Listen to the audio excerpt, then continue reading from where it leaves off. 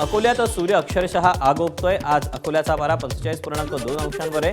काल अकोल्याचं तापमान 46 अंशांच्या घरात होतं। 26 एप्रिलला अकोल्यात या मोसमातील सर्वाधिक 46.9 अंश सेल्सिअस एवढ्या तापमानाची नोंद करण्यात आली होती।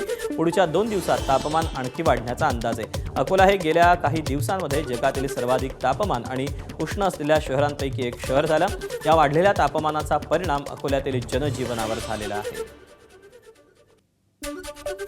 भयंकर आहे, आयुष्यात पाहिलं नाही एवढं भयानक ऊन आहे।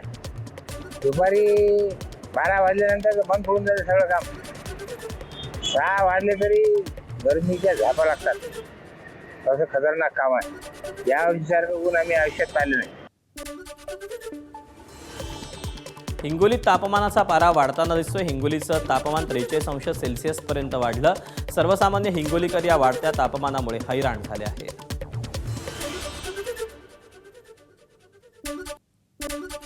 मे महिना सुरू आहे, तापमानात प्रचंड वाढ होऊ लागलेली आहे। सूर्यनारायण जणू आग ओकतोय असंच तापमान हिंगोली जिल्ह्यामध्ये वाढलेलं आहे आणि त्यामुळे सर्वसामान्य हिंगोलीकर या वाढत्या तापमानामुळे पुरते हैराण झालेले आहेत। मी सध्या उभा आहे हिंगोली शहरातल्या नांदेड नाका परिसरामध्ये आणि आपण या ठिकाणी पाहताय गर्दी काहीशी विरळ झालेली आहे।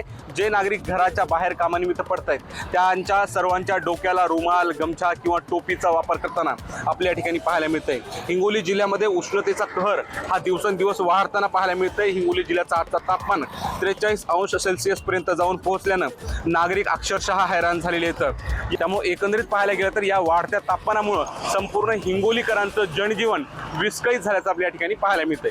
माधव दिपके, एबीपी माझा, हिंगोली। परभणी जिल्ह्यात उष्णतेची लाट कायम आहे। उन्हाचा पारा 45 अंशांच्या पार गेला। सकाळपासून कडक उन्हामुळे परभणीकर हैराण झाले। कालही परभणीत 45.2 अंश सेल्सिअस तापमानाची नोंद झाली। देशातील 15 सर्वाधिक उष्ण शहरांमध्ये परभणीचा समावेश झाला आहे। परभणी जिल्ह्यात मागच्या काही दिवसांपासून उष्णतेची तीव्र लाट पाहायला मिळत आहे।